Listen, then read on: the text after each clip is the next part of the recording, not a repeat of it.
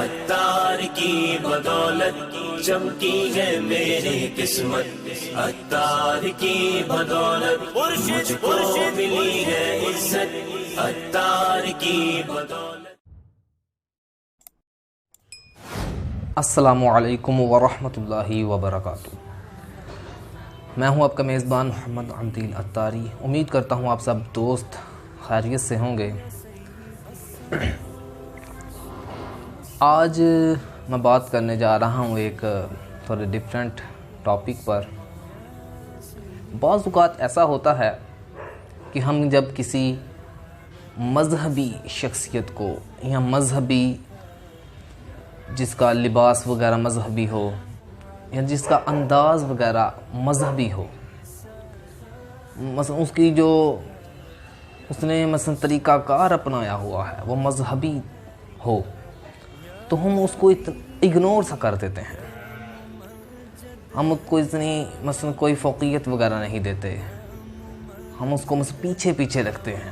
مثال کے طور پر اگر کوئی ٹیچر ہے، کوئی پڑھانے والا استاد ہے اسکول وغیرہ میں، تو وہ جس اسٹوڈنٹ کا حلیہ مذہبی ہوگا، سنت کی طرف ہوگا،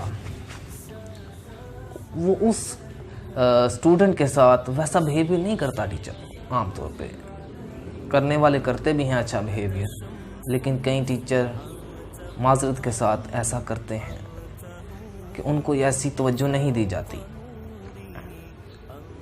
بعض اوقات بڑے کالجز وغیرہ میں اگر کوئی اسٹوڈنٹ جاتا ہے جو کہ اسے داڑھی شریف رکھے ہوئے ہے یا ٹوپی سر پر اس نے پہنی ہوئی ہے مذہبی انداز میں، تو اس کو مثلا اس کی حوصلہ شکنی کی جاتی ہے، حوصلہ افزائی نہیں کی جاتی۔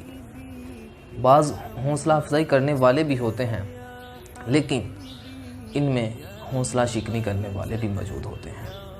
تو ایسا کیوں ہے؟ یہ غور طلب بات ہے کہ ہم ایسا کیوں کرتے ہیں۔ اگر مذہبی شخصیت یا مذہبی حلیے میں ڈلا ہوا انسان آئس کریم بھی کھا رہا ہو تو ہم کہتے ہیں یہ دیکھو یار یہ کیا کر رہا ہے، یہ مولوی صاحب کیا کر رہے ہیں یار، آئس کریم کھا رہا ہے۔ کیا آئس کریم کھانا منع ہے؟ کیا آئس کریم کھانا ناجائز ہے؟ ایک طیب چیز کھا رہا ہے وہ تو اس کو کھانے دی جائے، جبکہ پتہ نہ ہو کہ آئس کریم کے اندر کوئی چیز ملائی گئی ہے غلط۔ عام طور پہ آئس کریم حلال چیزوں سے ہی بنائی جاتی ہیں، تو وہ آپ بھی کھاتے ہیں۔ اگر وہ کھا رہا ہے تو اسے کیا ہے، وہ بھی کھا سکتا ہے۔ بعض اوقات مثلا کسی جگہ پر کافی لوگ اگر بیٹھے ہوں تو ایک کوئی مذہبی شخصیت آ جائے یا کوئی مذہبی حلیے والا بندہ آ جائے تو لوگوں کا رویہ علیحدہ ہو جاتا ہے، لوگ اس کو اگنور سا کرتے ہیں۔ ایسا کیوں ہے؟ ہمیں مذہبی شخصیت یا مذہبی حلیے میں ڈلا ہوا کوئی انسان آئے، سنتوں کا پیکر کوئی اگر بندہ ہمارے پاس آ جاتا ہے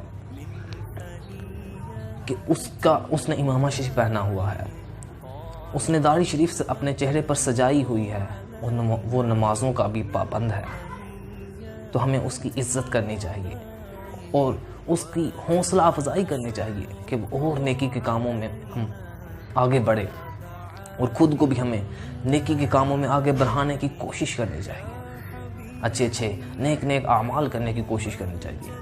اگر ہم خود نیک اعمال نہیں کر رہے تو دوسرے جو کر رہے ہیں ان کو تنقید کیوں کر رہے ہیں ہم؟ ان کو تنقید کا نشانہ کیوں بنا رہے ہیں ہم؟ اگر کوئی مذہبی شخصیت کوئی چھوٹی غلطی بھی کر لے تو اس کو پکڑ لیا جاتا ہے، جبکہ عام لوگ بڑی بڑی غلطیاں کر کے بھی بیٹھے ہوئے ہیں،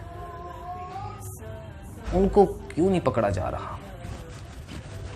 مذہبی بندے کی چھوٹی غلطی کو دیکھ کر فیس بک کے اوپر یا کسی اور جگہ پہ پوسٹ کر دیا جاتا ہے، نیچے کچھ کا کچھ لکھ دیا جاتا ہوگا، جبکہ دوسروں کے ساتھ بھی ایسے معاملات ہوتے ہیں، لیکن جب مذہبی شخصیت کے ساتھ ایسا ہوتا ہے تو پھر اچھا نہیں لگتا۔ داڑھی سے کئیوں کو اتنی محبت نہیں ہوتی، جس نے داڑھی رکھی ہو تو ان سے بھی ان کو محبت نہیں ہوتی۔ ذرا غور کیجئے کہ آپ کے پیارے نبی صلی اللہ علیہ وآلہ وسلم کی یہ سنت ہے اور ایک مسلمان پر یہ رکھنا واجب ہے۔ اور میرے پیارے نبی صلی اللہ علیہ وسلم کے چہرہ مبارکہ پر بھی داڑھی شریف تھی۔ میرے پیارے نبی صلی اللہ علیہ وسلم نے بھی داڑھی شریف رکھی ہوئی تھی۔